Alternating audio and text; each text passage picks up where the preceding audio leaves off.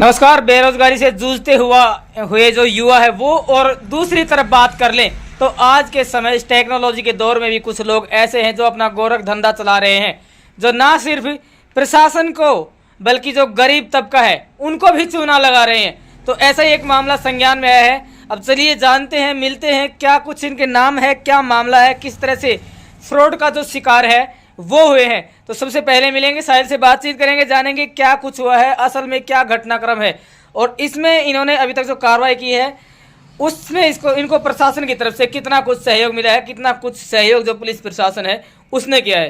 भाई साहब नमस्कार। नमस्कार जी। क्या नाम है? मेरा नाम साहिल है। तो भाई क्या हुआ था आपके साथ, असल में किस तरह से जो फ्रॉड है वो हुआ और ये सारा मामला क्या है? जी, मैं अपना खेती-बाड़ी का काम करता था। तो मेरे गांव का मेरा एक मित्रगण है, वो मर्चेंट नेवी में जॉब करता था जी। तो उसके साथ एक भाई था, वो उसकी शिप के ऊपर ही काम करता था। मेरी अक्सर उससे बातचीत हो जाया करती थी, जिसका नाम है विशाल नेहरा और पिताजी का नाम है उसके जगबीर, वासी मदन हेड़ी, हासी के पास में है।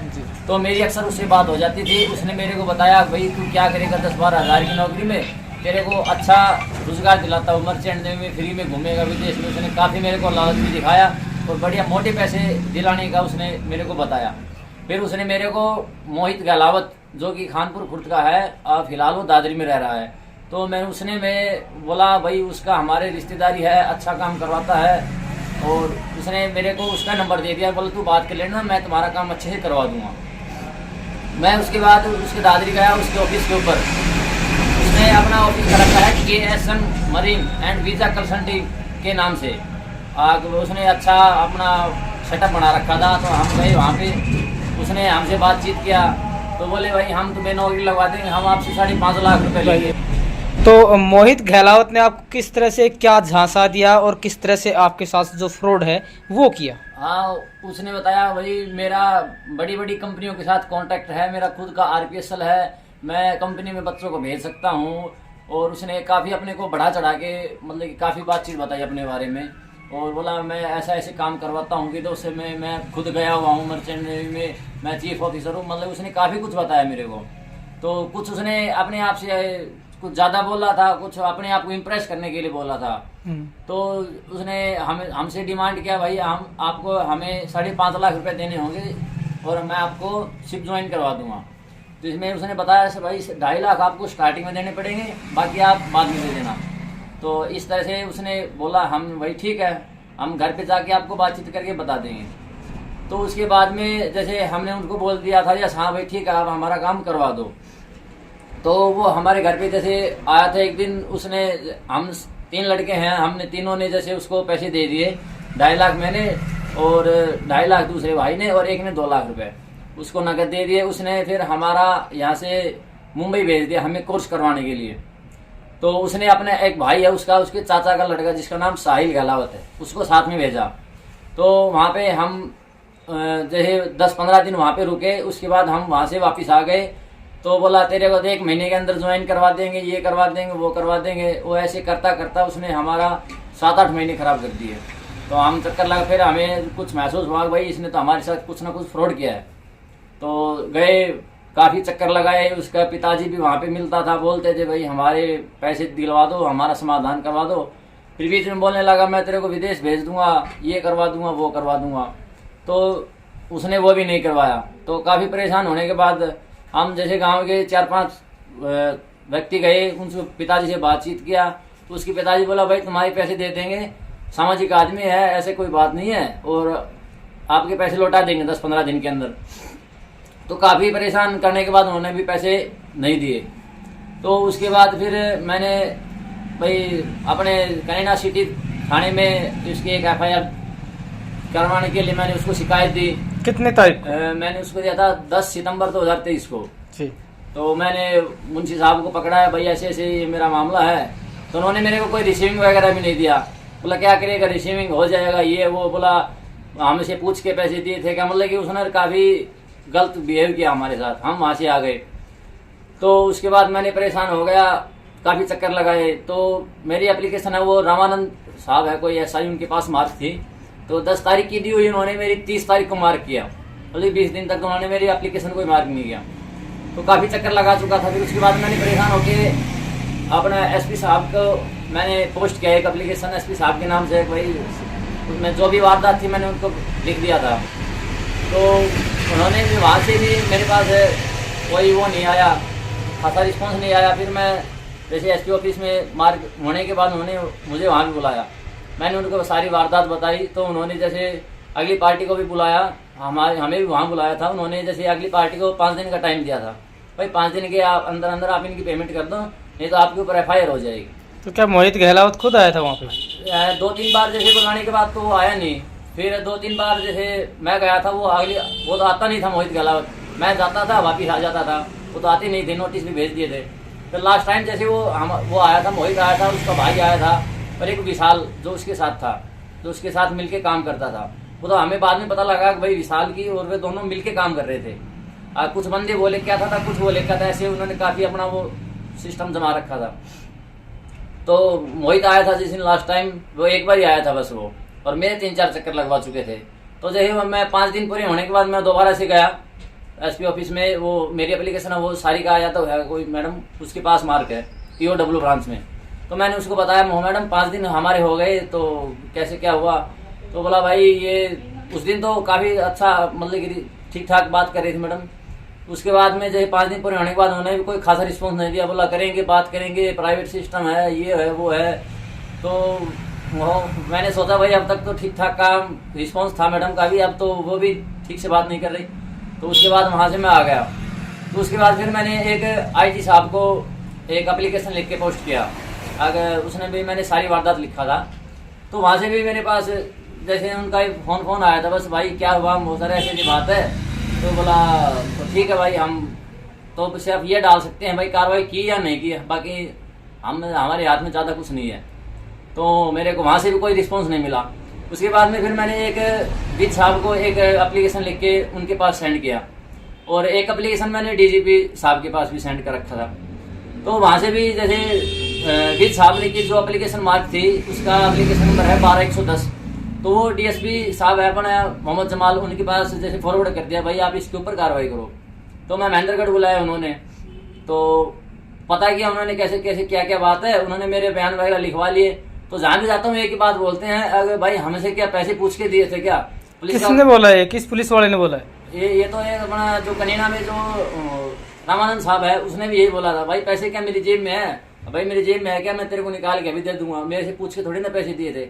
और यही बात मैं DSP साहब के ऑफिस में जैसे बुलाया था उन्होंने, तो कोई मैडम थी, वो कलर थी क्या थी ऐसा थी मेरे को नहीं पता, उन्होंने भी यही बोला भाई पैसे क्या हमें पूछ के दिए थे, देते हो तब नहीं पता करते, फंस जाते तब पुलिस के पास आते हो। तो बोला पुलिस कार्रवाई करेगी तो बोले उसके साथ साथ तुम भी दोषी हो, मतलब उल्टा हमें ही डरा रहे हैं भाई तू भी तो कसूरवार है, तेरे ऊपर भी कार्रवाई होगी। तो आपको क्या लगता है कहीं ना कहीं इस सारे मामले को आप इतने लंबे समय से परेशान है, लगातार उच्च अधिकारियों के संपर्क में भी आपने उनको भी अवगत करवाया, तो पुलिस जानबूझकर जो कार्रवाई है वो नहीं करना चाहती या फिर पुलिस कार्रवाई कर नहीं रही है? पुलिस जहाँ तक मेरे को लगता है, देखो साहब इतने चक्कर लगाने के बावजूद तो यदि कोई कार्रवाई नहीं कर रहा तो उसके अंदर कहीं ना कहीं मेरे को लगता है कि पुलिस भी दोषियों के साथ कहीं ना कहीं मिली हुई है, या फिर उनसे डायरेक्ट या इनडायरेक्ट रूप से कहीं से पैसे वैसे खाए होंगे, जहाँ तक मेरे को लगता है। बाकी तो देखो भाई वही बताएंगे। नहीं तो इतनी दरखास्त देने के बाद भी कोई कार्रवाई नहीं हो रही, तो कहीं ना कहीं तो ऐसा लगता ही है, एंगल लगता है कि हाँ भाई पुलिस भी इसमें कहीं ना कहीं कसूरवार है। तो वो जो जमाल साहब के पास है जो मेरी एप्लीकेशन, उसके ऊपर भी कोई कार्रवाई नहीं की, 2 बार मेरे को ही बुलाया गया, अब तक भी कोई कार्रवाई वहाँ से भी नहीं हुई है। तो क्या कुछ कहना चाहेंगे जो शीर्ष अधिकारी हैं उनसे भी किस तरह से न्याय की मांग करते हैं, और अगर पुलिस प्रशासन कार्रवाई नहीं करता है तो अगला कदम क्या होगा आपका? मैं तो यही कहता हूँ भाई मेरे जो दोषियों के खिलाफ है वो उचित कार्रवाई की जाए, और भाई मेरे को न्याय दिलाया जाए, हमारे पैसे वापस दिलाए जाए। और बस मेरी तो यही है, यदि इस तरह से कार्रवाई नहीं करते हैं तो फिर देखते हैं हम परिवार वाले भाई अपने जो भी हमारा थाना है लगता है वहाँ पे जाके भाई बैठेंगे, तब तक हम हमारी FIR नहीं कराएंगे वो लोग। तो क्या धरना देंगे पुलिस स्टेशन के सामने? भाई वो तो हमारे पास अब कोई रास्ता नहीं बचा है। और उसके बाद वो बीच में जैसे मोहित ने पैसे मांगने पर उसने एक बार मेरे को भाई बोला मैं तेरे जान से मार दूंगा, ये कर दूंगा, ज़्यादा पैसे भाई फोन किए थे। उसके बाद भी मैंने ये चीज़ भी उनको बताया था भाई मेरे को जान से मारने की वो धमकी दे रहे हैं, इसके ऊपर भी उन्होंने कोई संज्ञान नहीं लिया अभी तक। मतलब कि मैं तो काफ़ी परेशान हो चुका हूँ। यदि हमारा ही पुलिस प्रशासन हमारे साथ ऐसे करेगा तो भाई गरीब आदमी परेशान होने के बाद कहाँ पे जाएगा। जैसे मैंने जो एप्लीकेशन दे रखी है ये अपना कनीना थाना में दी हुई है, जो अपना नारनौल एसपी साहब के ऊपर पोस्ट किया था वो है, ये आईजी साहब के पास भेजा हुआ लेटर है जो मैंने पोस्ट किया था, ये विद साहब के पास जो मैंने डाला था, और ये मैंने जो पैसे उनके पास सेंड किए थे उसके स्क्रीनशॉट है जी। ये सारे एविडेंस मैं पुलिस में दे चुका हूँ, एसपी साहब के पास भी, कनीना एसएचओ के पास भी। ये रहे पैसों के ट्रांजैक्शन किए हुए के स्क्रीनशॉट मैंने दे रखे हैं, ये सारे एविडेंस। ये उन्होंने बीच में हमें फर्जी कॉन्ट्रैक्ट वगैरह बना के दिए थे, भाई तुम्हारा मालदीव हो जाएगा, फिर बोला तेरा का ग्रीस में हो जाएगा। ये काफ़ी फर्जी वगैरह सिस्टम दे रखा है। ये ईरान का बीच में उसने वो बना दिया था, उर्दू में लेटर वगैरह, कॉन्ट्रैक्ट वगैरह, टिकट वगैरह। तो क्या आप एग्री हुए थे ईरान जाने के लिए जिस समय आपको टिकट दिया गया था बना के? नहीं सर, उसने मेरे को ऐसे बोला था भाई मैं तेरे को दुबई में जॉब दिला दूंगा। मैं कहा भाई ठीक है, कहीं पे नहीं हो तो आप दुबई करवा दो, कोई बात नहीं, हम कर लें। क्योंकि मैं परेशान था, क्योंकि काफ़ी चक्कर लगा चुका था, 6 महीने से मैं उसके चक्कर लगा रहा था। बोला ठीक है भाई तू अपना बैग लेके आ जा, और उसने मेरे को बुला लिया। यहाँ से मेरे को मुंबई भेज दिया। 2-3 दिन में उसने मेरे को वहाँ पे रखा। उसने मेरे से बिना पूछे और मेरा ईरान का टिकट करा दिया। बल्कि इससे पहले वो बोलता था भाई दुनिया में कहीं पे चले जाना, आप ईरान मत जाना, बहुत गंदी जगह है, ये है वो है। मतलब कि काफ़ी बोलता था, बोला हम गलत काम नहीं करवाते, बच्चों को नहीं फंसाते। उसने मेरे को बिना बोले बिना पूछे यहाँ से दुबई का नाम लेके मैं यहाँ से भेज दिया और ईरान का टिकट करा दिया, मेरे से पूछा भी नहीं। फिर मेरे को पता लगा भाई मेरे को ईरान का टिकट करवा दिया, मेरे को भेज रहे हैं। तो मैंने उससे बात किया, मेरा फ़ोन नहीं उठाया। उसके भाई से बात हुई तो साहिल कहला होता है, भाई ये मेरे ऐसे ईरान भेज रहे हैं यार, कैसे चला जाऊँगा।